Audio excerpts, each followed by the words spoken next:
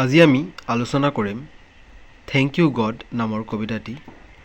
তো প্ৰথমে মই কবিতাটো পাঠ কৰিম। Thank you God. Thank you for the world so' sweet. Thank you for the food we eat. Thank you for the birds that sing. Thank you God for everything. আমি আলোচনালৈ আগবাঢ়োঁ। তো ইয়াত তোমালোকে দেখিব পাইছা যে এজন ল'ৰা আছে, হাতযোৰ কৰি বহি আছে। নিশ্চয় এই ল'ৰাজন ভগৱানৰ সন্মুখতে বা ভগৱানৰ মূৰ্তিৰ সন্মুখত হাতযোৰ কৰি বহি আছে আৰু ভগৱানক কৈছে যে ধন্যবাদ ভগৱান। তো কবিতাটিৰ নামেই আছে থেংক ইউ গড। তো এই ল'ৰাজনে কৈছে, ল'ৰাজন তোমালোকৰ নিচিনাই, ঠিক আছে, ক্লাছ 4-ৰ হয়।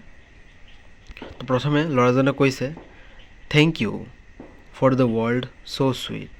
তো ল'ৰাজনে কৈছে যে এই যিটো পৃথিৱীত আমি বসবাস কৰি আছোঁ, এই পৃথিৱীটো বহুত এটা মনোমোহা, খুব মিঠা, ঠিক আছে, যাৰ বাবে আপোনাক ধন্যবাদ জনাইছোঁ।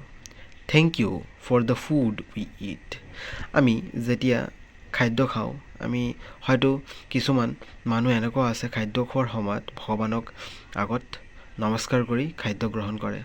হয়তো তোমালোকৰ মাজতো এনেকুৱা কিছুমান ছাত্ৰ আছে যিসকলে খোৱাৰ আগত তোমালোকে ভগৱানক নমস্কাৰ কৰি খোৱা। অৰ্থাৎ এইটোৱে বুজায় যে আমি যি খাব পাৰিছোঁ হয়তো ভগৱানৰ তাত কিছু দয়া থাকে। যদি ভগৱানৰ দয়া নাথাকিলেহেঁতেন তেতিয়া হয়তো নিশ্চয় আমি খাদ্যটো খাবলৈ নাপালোঁহেঁতেন। তো ভগৱানক সন্মান জনাই আমি খাদ্যটো গ্ৰহণ কৰোঁ। তো সেইকাৰণে এই ল'ৰাজনেও ঠিক একেধৰণে কৈছে যে ধন্যবাদ গড, যিটো খাদ্য আমি খাবলৈ পাইছোঁ। Thank you for the birds that sing. তো ইয়াত কৈছে তোমালোকে হয়তো নিশ্চয় যেতিয়া তোমালোকে ৰাতিপুৱা শুই উঠা, হয়তো চৰাই চিৰিকটিৰ গানবোৰ তুমি শুনি পোৱা, হয়তো চৰাইৰ মাতবোৰ কিছুমান গানৰ নিচিনা হয়তো সুৰবোৰ অনুভৱ হয়। তো চৰাইবোৰে হয়তো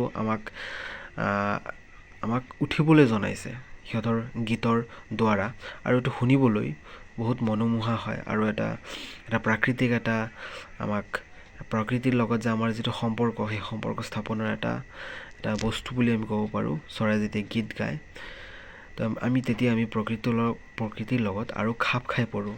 আৰু লগতে কৈছে thank you God for everything. আৰু ইয়াত কৈছে যে এই পৃথিৱীত যি বস্তু আছে সকলোবোৰ বস্তুৰ বাবেই আপোনাৰ ওচৰত ধন্যবাদ।